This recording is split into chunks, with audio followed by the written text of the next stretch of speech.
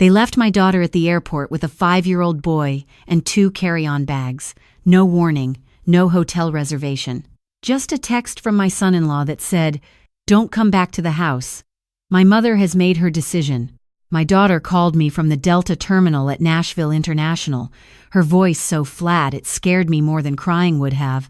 I told her to stay where she was. I told her I was coming. What I didn't tell her was that I'd been waiting for this moment for 3 years. Before we begin, please take a moment to like this video, subscribe if you haven't already, and drop a comment letting us know where you're watching from. This story contains dramatized elements for storytelling purposes. The names and specific details are fictional, but the patterns of financial abuse and manipulation you're about to hear are very real. If any of this sounds familiar, please keep watching. The drive from Brentwood to the airport took 22 minutes. I could have sent Thomas, my head of security, but I drove myself. Some moments require a mother's hands on the wheel. I found them near baggage claim. My daughter sat on a plastic bench with her back straight and her jaw tight, the way she holds herself when she's trying not to fall apart in public. My grandson stood beside her in his Spider-Man sneakers, one hand gripping the handle of his rolling backpack, the other wrapped around her fingers. He was 5 years old and already learning how to be strong for his mother. I walked toward them, and he saw me first. Grammy! He let go of my daughter's hand and ran. I crouched down and caught him, held him tight, breathed in the smell of his hair. "Hey, sweetheart." I kept my voice steady. "How about we go get some ice cream?" He nodded against my shoulder. My daughter looked at me over the top of his head. Her eyes were dry, but barely. "Mom," her voice cracked on just that one word. "Get in the car," I said. "Both of you." Thomas was waiting at the curb with the Escalade. He loaded the bags without a word, held the door open, and we pulled away from the terminal into the gray December afternoon. In the back seat, my grandson fell asleep before we reached the highway, his head resting against my daughter's arm, that backpack still clutched in his lap like a shield. My daughter stared out the window. "She told Derek I was stealing from the firm," she finally said. She told him I'd been overcharging clients, redirecting billing codes, covering it up for 18 months. Her voice was hollow. "She had documents, Mom. Printed. Organized. With my name on everything." I didn't respond. I let her talk. He believed her. He didn't even ask me. He just called me into his mother's office at 4 in the afternoon and said I had until Friday to clear out my desk and leave the house. He said if I made it difficult, she would go to the Tennessee Board of Medical Practice Management and file a formal complaint. She turned to look at me. "She'll destroy my career. She has the connections to do it." My daughter had worked for Hargrove Medical Properties for 4 years. She'd built their client retention department from 11 accounts to 63. She'd given them her best years, her loyalty, her trust. Carolyn Hargrove had repaid her by constructing a file of fabricated evidence and handing it to her own son like a gift. "Mom." My daughter reached for my hand across the console. "I don't know what to do." I turned and looked at her. Outside, the Nashville skyline appeared through the windshield, gold and glass catching the last of the afternoon light. Hargrove Medical Properties had 3 offices in that skyline. Their flagship building, 20 stories of steel and polished marble on Commerce Street, was the crown of everything Robert and Carolyn Hargrove had spent 30 years building. I knew every square foot of it. I'd been the ground lease holder since 2018. "I do," I said. The house in Brentwood had been quiet for years. Since my husband passed, since my own children built their lives elsewhere, the rooms had grown too large, too still. But that night, it felt right. My grandson ate 2 bowls of macaroni and cheese and fell asleep on the couch watching cartoons. My daughter sat at the kitchen island with both hands wrapped around a mug of tea she wasn't drinking, and I sat across from her and listened to everything. The pattern had started small, the way it always does. Her mother-in-law had always been particular, precise in a way that felt more like surveillance than competence. In the beginning, my daughter had called it high standards. She'd admired it, even, had worked harder to measure up, stayed later, dressed sharper, spoke more carefully in every meeting because Carolyn Hargrove had a way of listening that made you feel like every word was being graded. Then came the comments. "Your instincts are good, but you still think like an outsider." Derek comes from a family of builders. You'll understand someday, when you've been here long enough. I'm not criticizing you, I'm investing in you. You should be grateful. The isolation came next. Lunches she wasn't invited to. Strategy meetings that happened over the weekend without notice.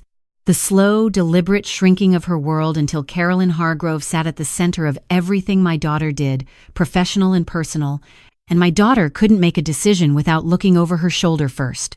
I'd watched it happen. I'd raised my concerns twice. Both times, my daughter had defended them. She's intense, Mom, but she's not cruel. They've been good to us. By the time I understood what kind of people they actually were, my daughter was already deep inside the machine, and machines like that don't let go easily. After she went to bed, I went to my office. I called Thomas at 11:15. I need a full audit trail, I said. Every billing record Hargrove Medical Properties has filed in the last 24 months. Every client account my daughter managed. Every document Carolyn Hargrove touched. Timeline, 48 hours. A pause. Done. I hung up and pulled up a folder I'd first opened 3 years ago when my daughter told me she was going to work for her mother-in-law's firm. I'd built the file quietly. Property records. Corporate filings. Loan documents. The kind of paperwork most people never read and never think to look for. Robert and Carolyn Hargrove believed they were one of the most powerful families in Tennessee real estate. They'd built their reputation on 3 decades of medical office development, dozens of properties, hundreds of tenant relationships. Their flagship building on Commerce Street was the crown jewel, their identity, the thing they pointed to when they wanted the world to understand who they were. What they didn't know was that I owned the ground beneath it. When Robert Hargrove had been looking for a capital partner in 2018, he'd found one through a series of investment trusts and a holding company called Ridgeline Property Group. He'd negotiated the ground lease himself, feeling confident, feeling in control. He'd never dug far enough into Ridgeline's ownership structure to find Crestwood Capital Group, which my late husband and I had incorporated in 1997, which I had run alone for 19 years. Robert Hargrove had been building his empire on my land. He just didn't know my name. I'd kept the distance deliberate. When my daughter married their son, I'd made a choice to give them time. To watch. To see what kind of people they were when no one who mattered was looking.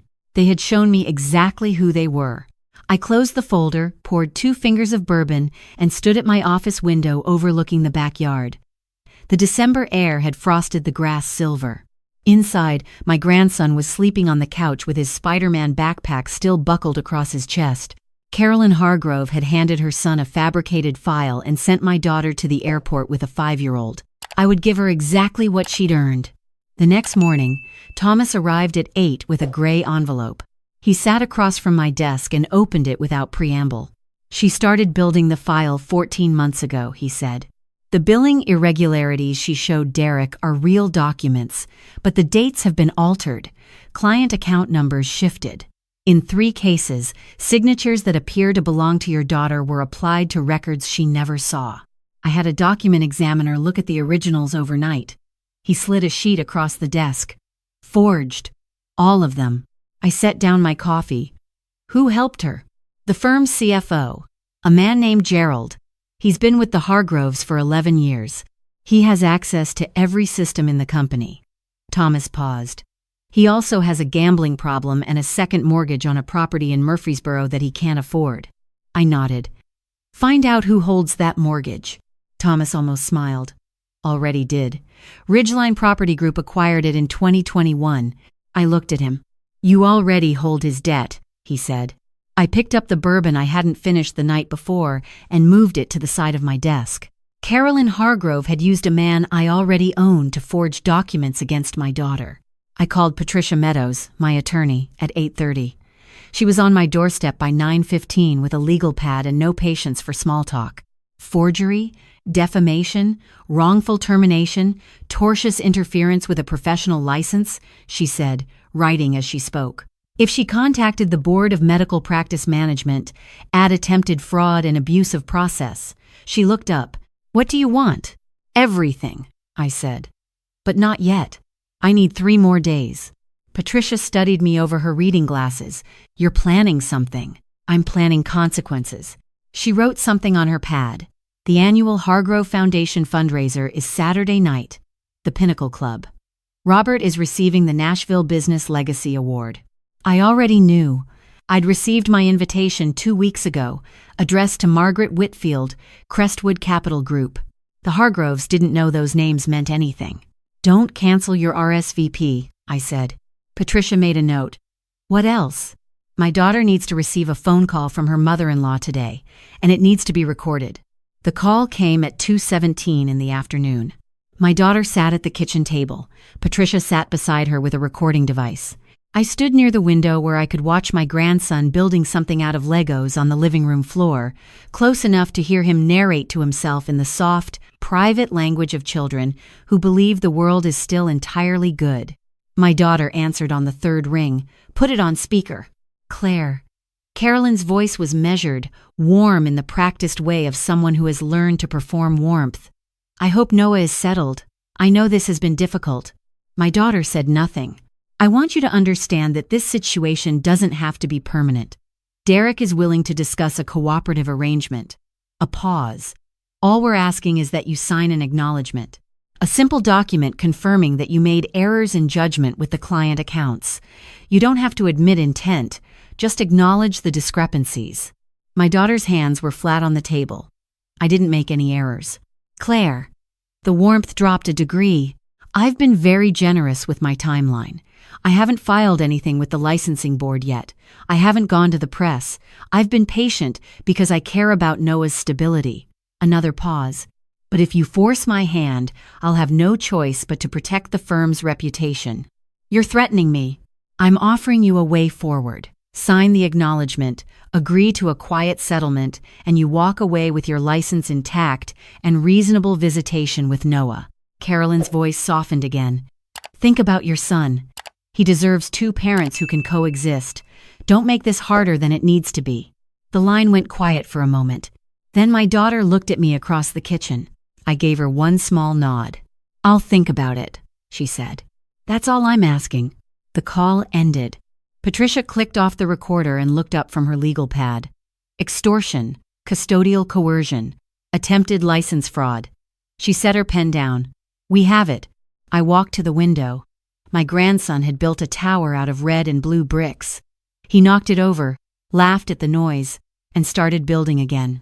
Saturday night, I said, Robert Hargrove will stand at a podium and accept an award for his legacy. Patricia waited. He'll get his legacy, I said. Every piece of it. The next 2 days moved like water finding a crack. I called Harold Chen at Cumberland First National, a man I'd done business with for 16 years. I told him I needed to acquire all outstanding debt associated with Hargrove Medical Properties, LLC, and its principals, Robert and Carolyn Hargrove personally. Harold pulled the numbers. $4.8 million across commercial credit lines, a personal loan Robert had taken out the previous spring, 2 vehicle leases, and a refinanced mortgage on their home in Belmead. Cash purchase today, I said. What's the discount? 18% on a same-day deal. That's $3.9 million. Wire it by noon. Harold was quiet for a moment. Margaret, you'll be his sole creditor. That's correct. He won't know until I want him to. By 3 o'clock Thursday, I owned every dollar Robert Hargrove owed to anyone. I called Thomas and told him to freeze the associated accounts, creditor change, standard security review. Robert and Carolyn Hargrove would find their credit cards declining by morning and have no explanation that made sense. Friday, I drove downtown. The Commerce Street building stood 40 stories below a December sky, all glass and steel in the quiet arrogance of old money. The lobby was marble, the kind that echoes. I walked through it without stopping, rode the elevator to the 22nd floor where Ridgeline Property Group maintained a small administrative office, met with the property manager, and signed the papers activating the early termination clause in Hargrove Medical Properties ground lease. Tenant bad faith. Material breach. 90-day notice. In 90 days, they would need to vacate the building they believed was the foundation of their empire. They didn't own the foundation. They never had. Friday evening, my daughter called me into the living room. She was sitting cross-legged on the floor with my grandson, both of them in pajamas, a picture book spread open between them. My grandson looked up. "Grammy, Mom says we're going to a party tomorrow night." "That's right," I said. "She says I get to stay here with Mrs. Patton and have pizza." He considered this carefully. "That's a good deal." "It really is." My daughter looked up at me from the floor. Her eyes were still uncertain, the way they'd been since the airport. But underneath it, something else was beginning to surface. I'd seen it before, in the mirror. 28 years ago when I was 40 and alone and decided that the world owed me nothing but I was going to build something anyway.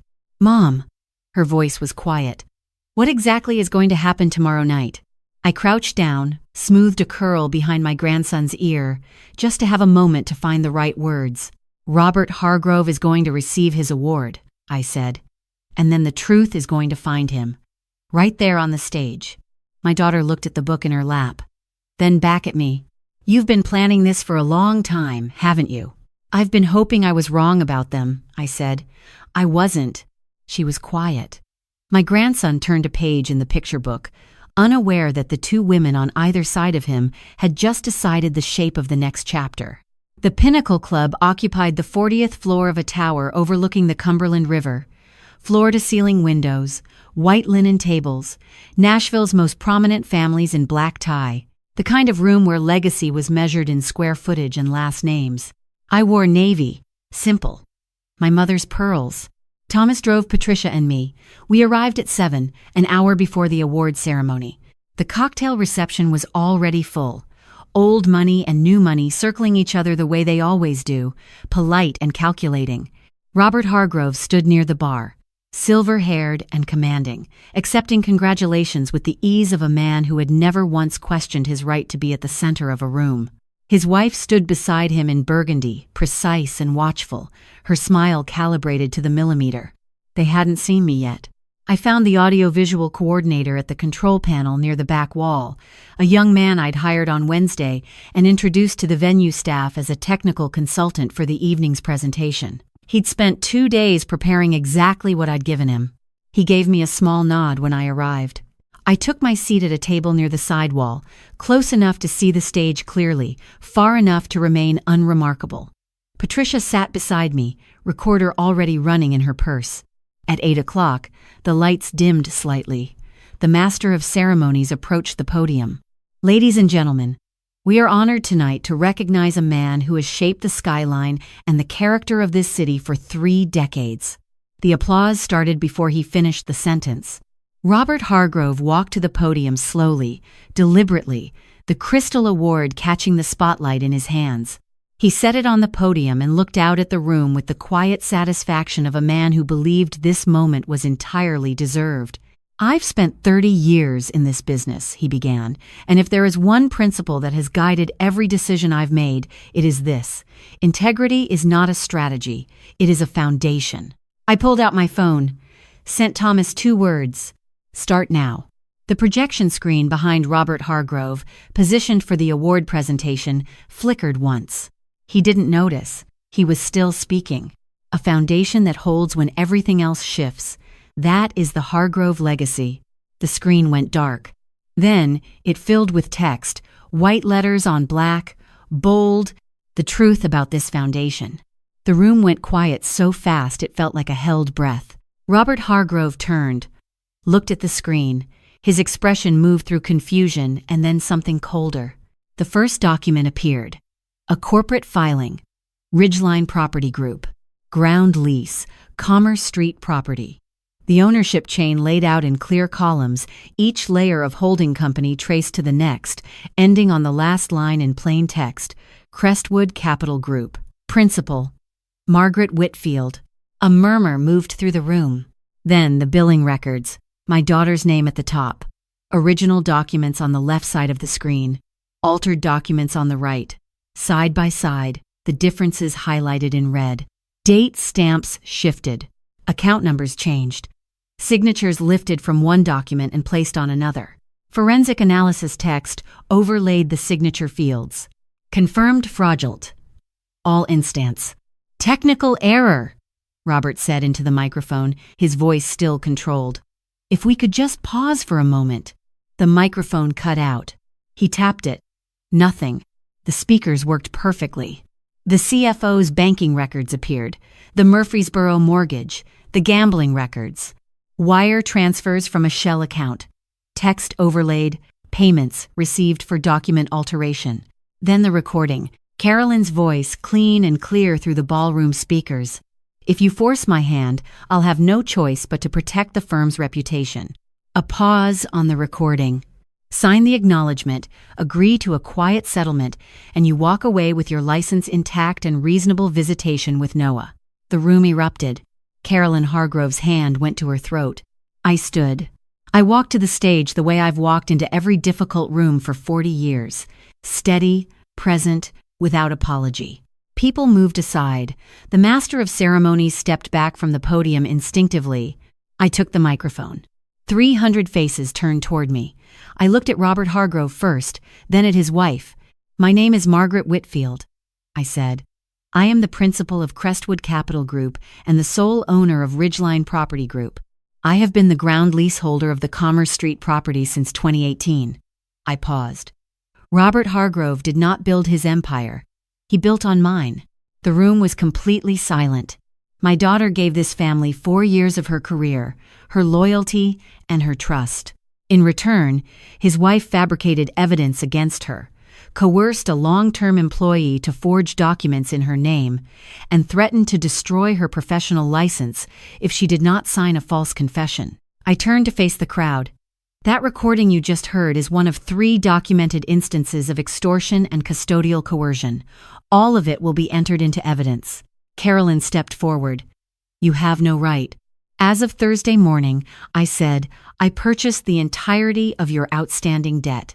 Every credit line, every loan, every dollar you owe to anyone now belongs to me. I kept my voice level. The ground lease on Commerce Street has been terminated under the bad faith clause. You have 90 days to vacate. I turned back to the room. The building they have called their legacy for 30 years, the address on every piece of letterhead, the lobby with the marble floors, a pause. All of it sits on my land, and I am taking it back. The doors at the back of the ballroom opened.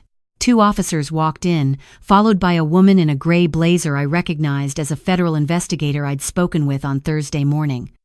Thomas walked beside her, a folder under his arm.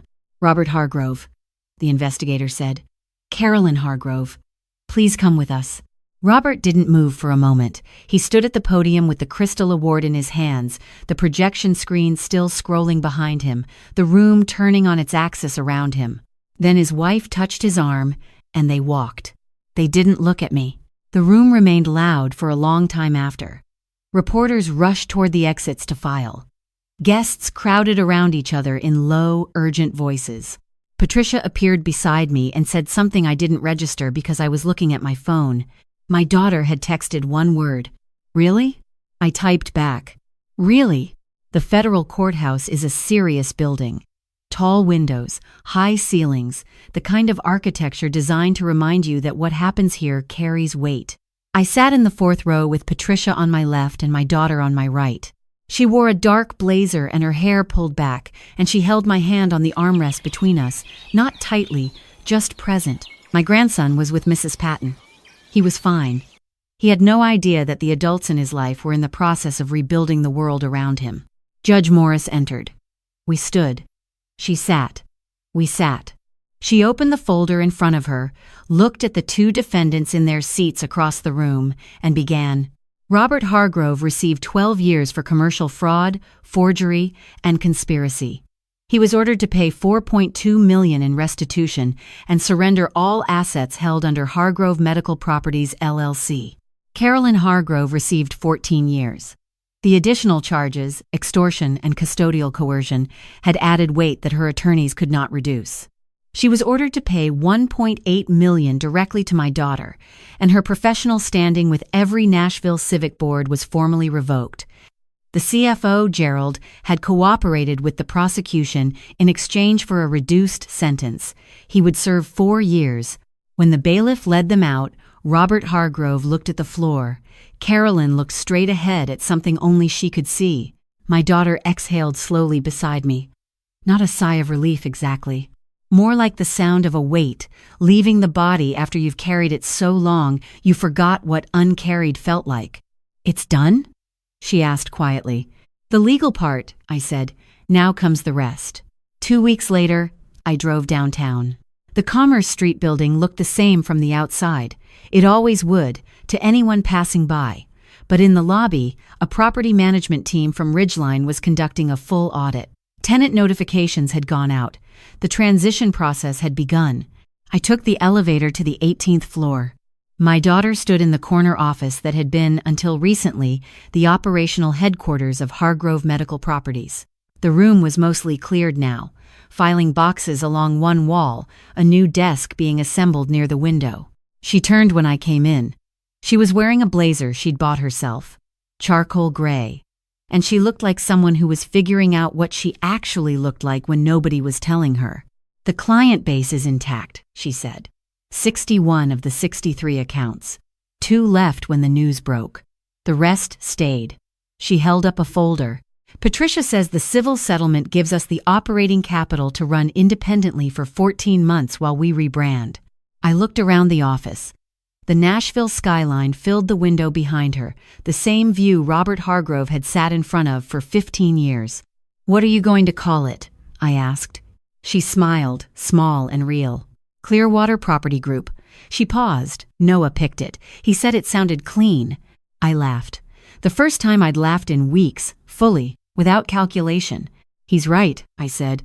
"It does." She walked to the window, stood with her back to the skyline, and looked at me. "Mom, I need to ask you something." I waited. "How long did you know?" "About the ground lease. About owning the building. Since 2018. And you just—" She stopped. "You watched." "I hoped," I said. "I gave them time to be something different than what I thought they were." She looked at her hands. "I should have listened to you earlier. You loved your husband. That's not a mistake. That's just love." I crossed to where she stood. The mistake was theirs. Every single one. She nodded. Her eyes were bright, but she didn't cry. She'd done her crying in the weeks before this moment. What was left now was something steadier. We stood side by side at the window for a while, the city laid out in front of us, December light, clean, and cold through the glass. "I want to build something here," she said. "Something that's actually mine." "I know you do," I said. "And you will." That evening, I drove to the park near the river, the same stretch of walking path where I'd taken my children when they were small, when this city was still just a place we were building a life inside before we knew what that life would hold. I sat on a bench near the water. Behind me, I heard the sound of small sneakers hitting the pavement. My grandson ran past, stopped, doubled back. "Grammy, why are you sitting?" "Thinking," I said. He considered this. He climbed up beside me on the bench, feet dangling. He looked at the river. "What are you thinking about?" I looked at him. 5 years old, Spider-Man sneakers. The whole world still arranged itself around his certainty that things would be okay. "About building things," I said. "And protecting them." He nodded seriously. "I'm building a city," he said. "In my room, out of Legos. It's going to have a bridge." "Every good city has a bridge," I said. "Grammy." He turned to look at me. "Is Mom going to be okay?" I put my arm around his small shoulders. The river caught the last of the light, gold and moving. "Your mom is going to be more than okay," I said. "She's going to be extraordinary." He leaned into me and looked back at the water, satisfied. My daughter sat down on my other side a moment later, 2 cups of hot chocolate in her hands. She gave one to her son, kept the other, and pressed her shoulder against mine. The 3 of us sat there while the light faded over Nashville, 3 generations on a bench by the river, holding warm cups in the cold air. Carolyn Hargrove had looked at my daughter and seen someone she could use, someone she could shape and control and discard when the time came. She had looked at my grandson and seen leverage. She had looked at me, when she looked at me at all, and seen nothing worth paying attention to. That is the oldest mistake powerful people make. They look at a quiet woman and see someone who has not yet become dangerous. They forget that some of us have been dangerous for decades. We're just patient about it. If you are watching this and you are living inside a version of what my daughter lived through, I want you to hear me. The control doesn't start with the big things. It starts with a comment, a canceled plan, a slow, careful rearranging of the people around you until the only voice you trust is the one doing the harm. Pay attention to what people do when they think no one who matters is watching. That is who they actually are. My name is Margaret Whitfield. I built Crestwood Capital Group from a single property and a belief that I was not going to ask the world's permission to exist in it. I am 64 years old, and I am not done building. Neither is my daughter. If this story reached someone who needed it, please share it. Subscribe to Jewel Revenge so you don't miss what comes next, and drop a comment below. Tell me where you're watching from, and tell me, have you ever underestimated someone or been underestimated yourself? Because there is nothing more powerful in this world than a woman who has been written off and knows exactly what she's worth. Stay watchful, stay wise, and protect what you love before they think to come for it.